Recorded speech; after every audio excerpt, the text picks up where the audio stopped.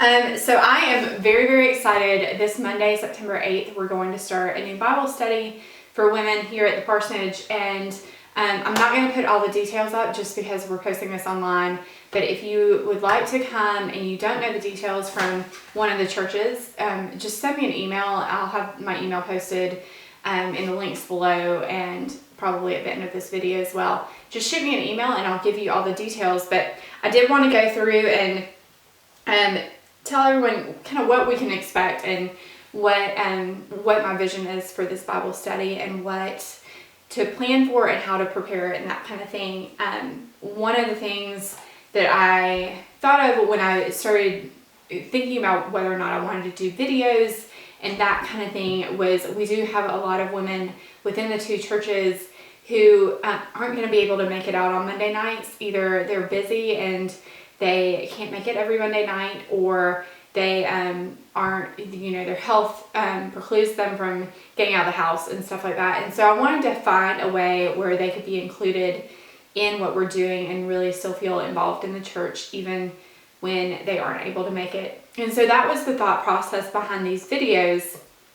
And so I wanted to kind of back up and explain what I'm looking at and what I've kind of visioned and what to expect and to plan and prepare for on Monday. There's not a lot of planning and preparation for Monday. Basically what I'm going to talk about in this video we'll go over again on Monday, and we will we'll approach some of the topics and get into James as well. But basically what I'm going to do is I'm going to post videos on Mondays and Tuesdays. Monday night's video will be basically what I'm going to teach that night. It might get posted a day or two earlier. We'll just figure out how this works, but it'll be the background of what we're talking about. And so any of my research, anything that you need to know about James, background information, that kind of thing. And then I'll also go ahead and post the discussion questions that I plan on asking that night. It won't be an exhaustive list. I will ask more discussion questions depending on how discussion goes and that kind of thing. But there are going to be discussion questions that I go ahead and post online so that you can know and prepare before you come in. The second video will be posted on Tuesday, and that will be a video going over some of the questions that we had, how the discussion went. I might include some video from the actual study group, and that just is dependent on how people feel about that in the group and that kind of thing. And we'll talk about that more on Monday, but basically Tuesday will be an overview of what we talked about on Monday night. As much as I plan and prepare, sometimes conversations go a direction that I'm not able to plan and prepare for, and I want the people who are at home watching this to be able to be a part of that as well. The other thing that I'm going to do is I'm going to post notes on Monday's discussion the Tuesday after. And so along with the video, you'll have notes. And so if you're not able to watch a video, then I will post those notes online. And those will be on the seekingtogether.org site. And I'll go ahead and explain all that and how the site works and all that kind of thing too. Finally, the last thing is I'm going to do daily devotionals on the verses for the week. And so each day I'm going to take one or two verses. I've already done the first one. It's not posted yet, in case you're about to go search for that. It's not posted because we're not on the day one yet, which is very exciting that I'm this far ahead. But I will go ahead and post daily devotionals, and basically what I'm going to do is take a verse or two, just write reflections on it, and post some questions to think about through the day. These are not going to be long.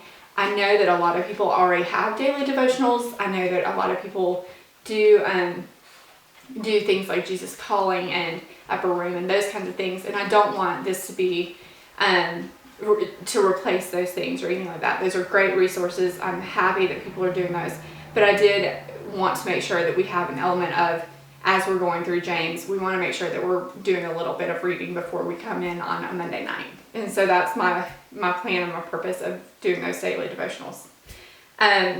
So all that being said, all of this information will be posted on the seekingtogether.org website. That's my blog. But I also have created a tab, and it has links to the videos. It'll have links to the daily devotionals. That's where the daily devotionals will be posted. It'll have the notes on Mondays. And it will also have, and it already has all this, a way for you to sign up for an email subscription to all of these kinds of things. And so if you are someone like me, who doesn't necessarily go to a website every single day to check things, but you want those things emailed back, then go ahead and sign up for that email subscription, and those things will download to your computer, and you'll get them emailed every morning, and you can read over them real quick and move on with your day, and it will be great. And I have already set up the YouTube channel. All of these links will be at the end of this video, but I have already set up the YouTube channel. There is nothing on there yet. This video, well, obviously if you're watching this, then this video is on there, but there's not anything populated other than this video at this point. But go ahead and subscribe, and when you subscribe, that again, you will get email notifications and reminders. And so all this to be said, all this again is on the website. We will have it on the Friendship website. When the Brown Summit website gets up, we'll have it on the Brown Summit website as well. All this information will be as available as we possibly can get it to you, to make it super, super simple. However, I do know a lot of people who are homebound aren't on the computer. And so if you do know someone who can't access the website or any of these things for any reason, if they have a computer that doesn't have sound on it, if they don't have a computer, if they just have a problem getting to websites and that kind of thing and navigating websites, all that is fine. And we do not want to make it difficult for them and say, well, you should be getting on the internet. No, absolutely not. So what we're going to do is we'll create DVDs for them. They're going to be a little backlogged, and so we won't be, just for purposes of cost saving, we don't want to give a DVD every single week of all the videos that we do that week.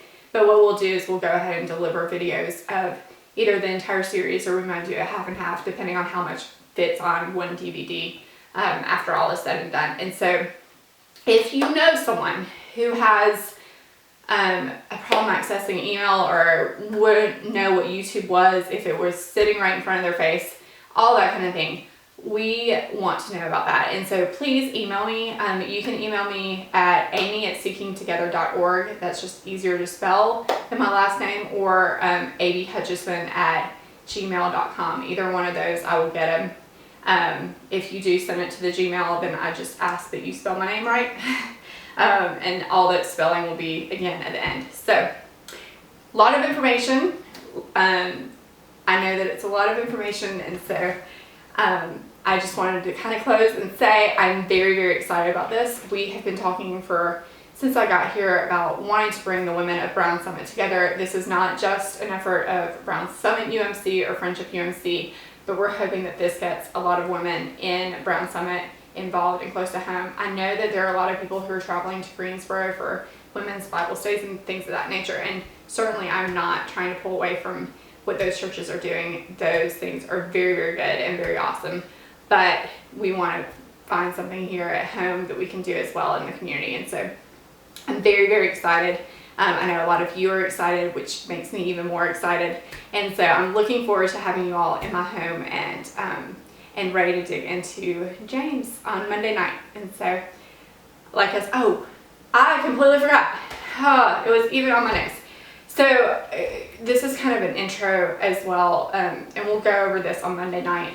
But I did want to go ahead and present the resources. Once again, these are also posted on the website, and they're already posted, and I'll explain. Ooh, I'm probably going to edit this video. So, hi! Hope this is still recording. Alright, hey guys. So video 2, I realized that you probably don't want to listen to my long-winded explanations for forever. Some of you do not care about this at all, and that is fine. But for those of you who do care about it, then I did want to go ahead and present some of the resources that I'm going to be using. These are currently linked on the website, and I'll go ahead and explain. There are a couple that I thought I had and I don't have them, and so they're linked on the website, but I'm not necessarily going to be using them. I might go ahead and purchase them, but I'll explain why I might not. But nothing against these resources. They're all great resources, but there's a certain point where we can kind of have overload. So these are the ones that I currently own and that I currently will be using and have already used for the couple of things that I've done already. So first thing, I am not wonderfully Greek literate. I don't know if you can see that. I can't really see what you're seeing right now, so Hopefully it's somewhere around there. This is the Greek New Testament. Certainly I don't expect any of you to use this, but I did want to go ahead and tell you I do plan on using it. My Greek is not the best in the world, and so one of the reasons that I use it is because I want to kind of sharpen up on my Greek. But that being said, I do use it partially because it can trigger translation issues and that kind of thing for me as I'm going through the Bible studies. And so I do use my Greek New Testament. The second, I have two other Bibles that I use, and one is worn, and I don't have the other one, so I'm gonna have to go run and get it. And you're gonna see a little thing, yeah. So this is my Apologetic Study Bible, and you can see I clearly use it a lot. This is the one that I regularly read from. But a side note, this is a Holman Christian Standard Bible. And what that is it's by the Southern Baptist Convention. They did the translation. And so it's not one that's super familiar to a lot of people. It's why I like using it, because they do make translation choices that are very different from others. And so where things are the same and where things are different from the other Bibles that I use, it does trigger a lot of things. The reason that I bought this, I've had this Bible, obviously I've had this Bible for a while. I've had this Bible for about 6 or 7 years. And the reason I got it was because when I was first getting into apologetics, it has some really great resources in here. Of course, I'm not going to be able to find one. Here's one. So here's one. Does the Bible provide guidance regarding human cloning? So it kind of talks through some of the issues that people have, some struggles that people have with faith. And so I really enjoy the articles. Lee Strobel is one of the authors in this. I think Ravi Zacharias is as well.